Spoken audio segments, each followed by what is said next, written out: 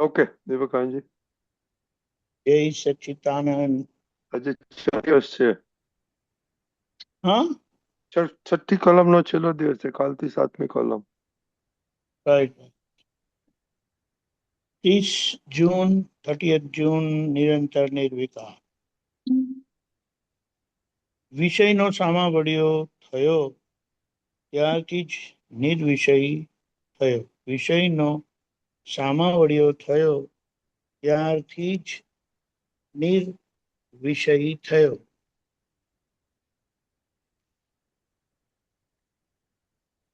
આત્માનો અનુભવ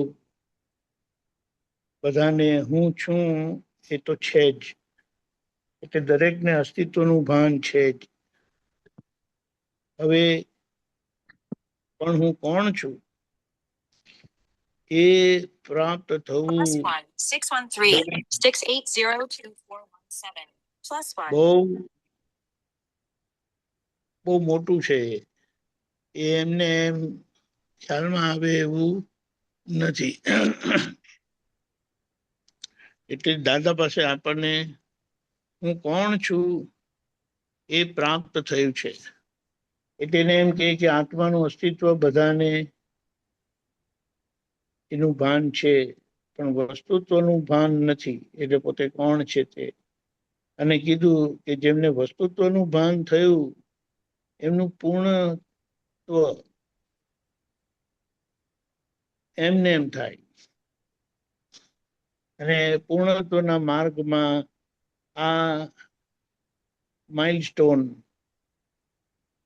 બહુ મોટો આવીને ઉભો જ રહે છે. એને બોલાવવાનો નથી હોતો, પણ એ આવીને જ ઉભો રહે છે. કારણ કે દાદા અહીંયા બહુ સરસ કીધું હતું કે કેમ મહાત્માઓ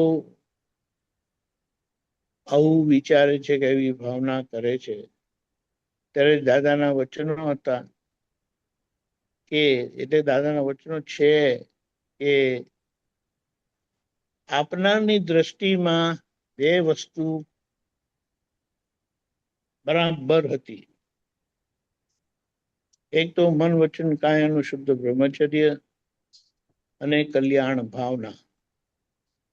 આ બે વસ્તુ સાથે જઈ શકે એમ નથી. અને આ બે વસ્તુ જ્યાં છે તો ત્યાં કલ્યાણ થઈને જ રહે. એટલે અહીંયા એમ કહી દીધું કે સામાવડ્યો એટલે એનો વિરોધી સમજવાનું નથી. સામાવડ્યો એટલે દાદાએ બહુ સરસ સમજણ આપી છે. માં કાંઈ નથી, કાંઈ કરતા કાંઈ છે જ નહીં. આ તો આવડા લોકોના પરિચયમાં આવીને અવડી માન્યતા બેસી ગઈ તો એમાં શું કરીએ આપણે. એટલે હવે જે જ્ઞાની પુરુષનો સંપર્ક થયો છે, એમની પાસે દિવ્ય દ્રષ્ટિ, એમના યોગ બળથી દિવ્ય દ્રષ્ટિ પ્રાપ્ત થઈ છે, તો આ ભાવના છે જે રહેશે જ. અને વિતરાગો પણ આ જ મતના હતા. હવે વિતરાગોથી આપણો મત જુદો પડે તો માર જ ખાવાનો ધંધો કહેવાય. એટલે કોઈ પણ જાતના વિકલ્પ કર્યા વગર આપણે વિચારીએ, કૃષ્ણ ભગવાન વિષયના સામાવડ્યા થયા હતા, અને તેમ છતાં એમના એ યોગના પરિણામમાં, વાસુદેવ નારાયણના પરિણામમાં વ્યવહાર કેવો હતો.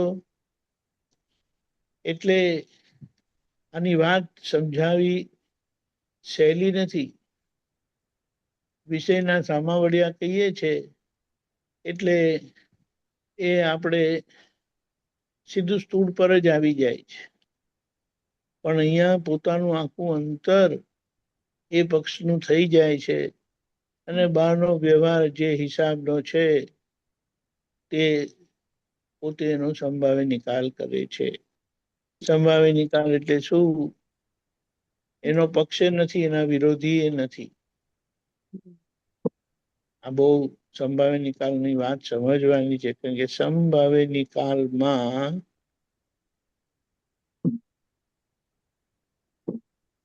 નિહિત એટલે અંદર જ એમાં ત્યાગ સમાયેલો છે, સહજ ત્યાગ સમાયેલો છે. હવે આપણે એની કલ્પના કરી શકીએ એમ નથી. દાદાએ આપણને એવી દવા આપી છે ને, એ દવાથી સંસાર રોગ હડહડાટ નીકળી જાય. એટલે આ રીતે એની સમજણ ફિટ થતા થાય છે શું? તમને મુક્તતાનો સ્વાદ આવે, અસંગતાનો સ્વાદ આવે. આજે કેમ નથી આવતો અસંગ? કારણ કે સંગથી પ્રાપ્ત થયેલું સુખ અને એમાં ને એમાં જ રચ્યા પચ્યા રહેવું, એના પ્રત્યે રુચિ રહેવી, એના પ્રત્યે ભાવ રહેવો, એનો પક્ષ રહેવો, તો આત્માનું સુખ, આત્મા પોતે અસંગ છે અને એનું અસંગ સુખ છે. એ કેવી રીતે અનુભવમાં આવે? એટલે આ વાત સમજીને એના તરફ ધીમે ધીમે પ્રયાણ કરવાનું છે. કારણ કે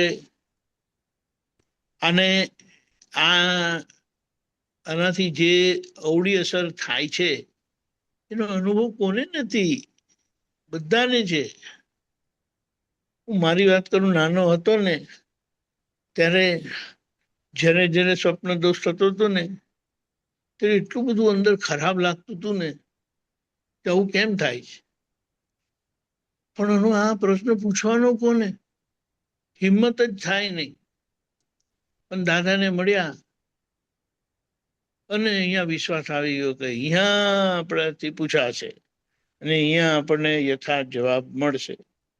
અને એ જવાબમાં મળ્યું બ્રહ્મચર્ય. અને બ્રહ્મ પ્રાપ્ત થયો, આત્મા પ્રાપ્ત થયો, બ્રહ્મ સ્વરૂપ થયા.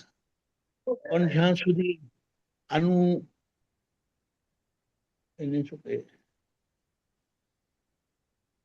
આ પક્ષના આવતા નથી, થતા નથી, ત્યાં સુધી સાચું બ્રહ્મચરણ આવતું નથી.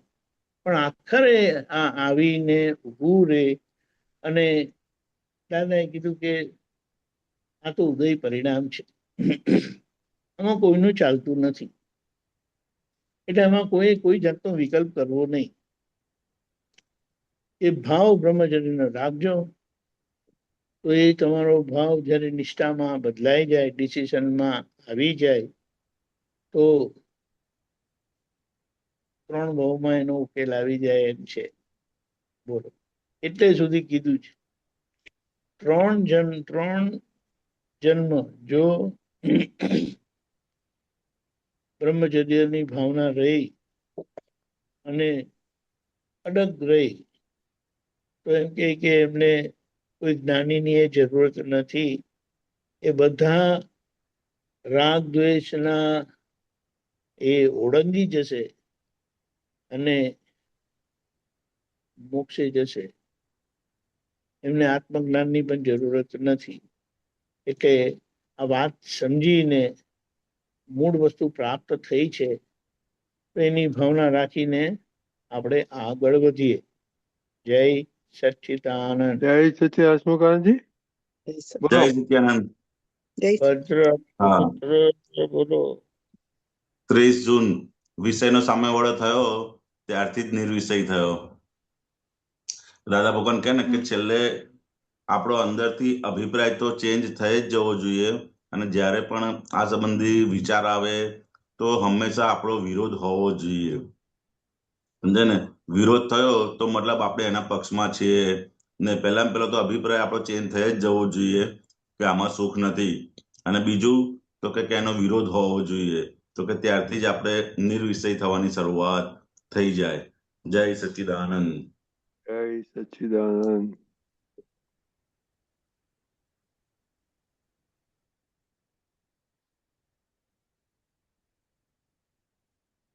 Okay. Husmukhji, we can start. Okay.